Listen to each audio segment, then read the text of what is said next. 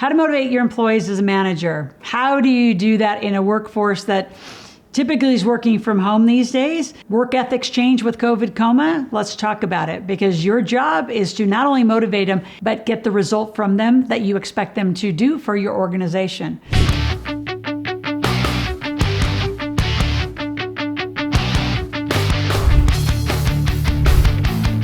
So it sounds easier than it is. I got 3 things to tell you. Number 1 is the obvious. You're going to lead by example, which means, for a lot of you, I think you got to be clear in the beginning with your employees or contractors. Like, I don't hire employees, I hire companies. So even them, it's still a team of people, whether they have an entity or they're, an employee. They need to be led, motivated. They need to have clear goals, right? So lead by example. Some of you are going to be in the organization, and some of you are an owner but not an operator, meaning you're not in the organization. So you're going to put in a management team below you if you're not going to be present, and holding the team accountable. All right. Number 2, obviously create a positive environment, work culture. Culture by definition is group behavior. So what is your group doing? And then number 3, offer opportunities for growth. In fact, that's actually for those who do have a good work ethic, who are coming back to the workforce, that is their distinction in their narrative, is I'm here to work. I have not only good work ethic, I want career opportunities. I want to grow with this company. I don't know what that all means, but can I have a lot of opportunities? And because I own a variety of companies, you may come in one door, you may move over to another door, and maybe actually go relocate to a company somewhere else. So all of that has happened in our organization. So how do you do it? So number 1, you do have to lead by example. I'm going to back up even farther and say the thing that you do in your company, like We Make Millionaires, you better be the thing you say you're going to do. So I am a millionaire in 1999, multimillionaire now. So do you do the thing you do, and are you leading that by example? The other thing I do to lead by example is company to company relationships instead of employees. So that's, something that you got to sort out. So the other thing I want you to do, leading by example, is talk about your growth journey and what is their growth journey, and give feedback to what you see. There's lots of cases where, the company's people that have worked with me, we've actually carved out, a division. We've carved out something for them to work on that's extra special to them, motivates them, keeps them excited, may have nothing to do with the actual job at hand. Everyone should have KPIs, key performance indicators. What are they all? What's their targets? Like on our marketing team, our team knows they have to produce an X amount of leads, and they report out by channel. Did those leads become customers? Did they, retain and sustain sales, even become more of a customer? Their job in marketing is to create leads that convert to customers. Then the sales job obviously is to do the conversion and the sale. And then the accounting's job is to count, and altogether they've got to do the documentation.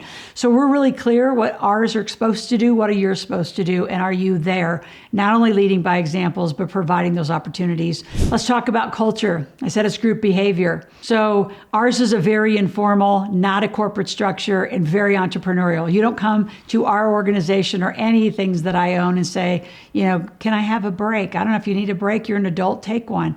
So we're that kind of a culture. Some of you, because of your industry or what you're doing, you actually have to have more rigor. They do need to take a lunch break. They do need to take, by laws, if you're in a union or whatever you're doing.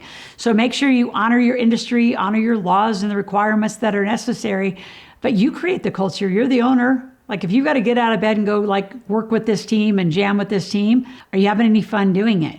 Are you having any fun leading? Tom Ziegler has extraordinary work on leadership. He's actually one of our leadership experts at our big table. So those of you that are curious and want to know more, he's now been at our table multiple times, provides extraordinary leader hiring.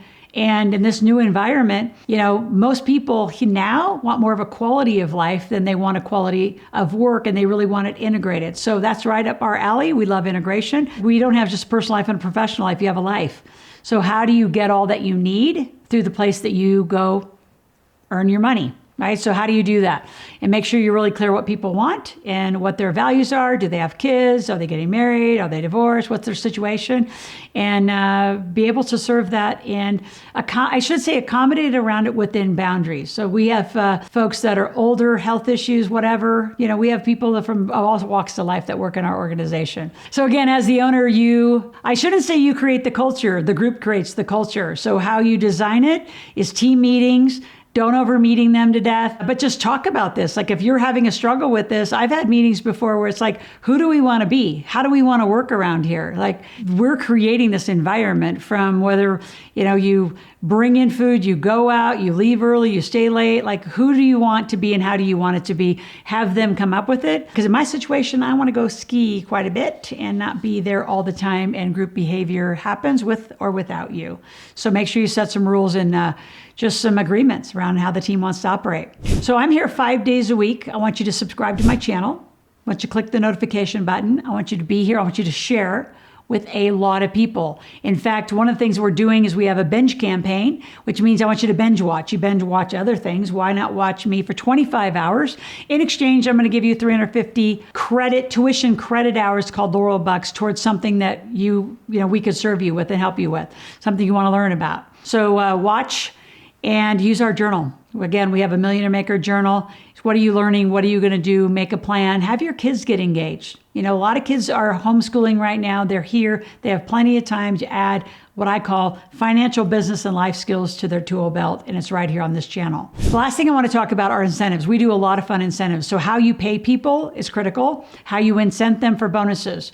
So for example, I want new leads on a regular basis. So one of the things I do is I pay I say moderate base, but give awesome incentives for giving me, say, 100 new engaged leads a week. And I give big bonuses. In fact, I made that bonus so sweet for the one person that she can pay her rent just on the bonuses weekly when she hits 100 new engaged leads week by week by week by week. So that was important to her. Was it important to other people to do that same thing? No. So what's important to people? Is it cash? Is it Starbucks cards? Is it a day off? Is it time? What do they want? And incent them. I can tell you we have so many incentives, and some of them are extremely unique and just to that person because that's what motivates them. So what are the incentives? They can be financially driven. We have like typical call centers and sales centers, we have a wheel where they can spin a wheel and get a certain thing. They can earn tickets to get a raffle. I know the call center I used to run out of Utah for years and years and years, we would have the same wheel, and every month they would vote on what they want. We would give big screen TVs they could earn earn cameras, they could earn, Ninja blenders. So we would buy $1,000 worth of stuff, and then based on their incentives, they would pick the stuff they want, we'd buy it, and they could actually earn into it. So it's very team by team. What motivates a person is going to motivate somebody else differently. So get to know your team, get to know your players, and create some huge incentives. They will work for it. Talk to you tomorrow.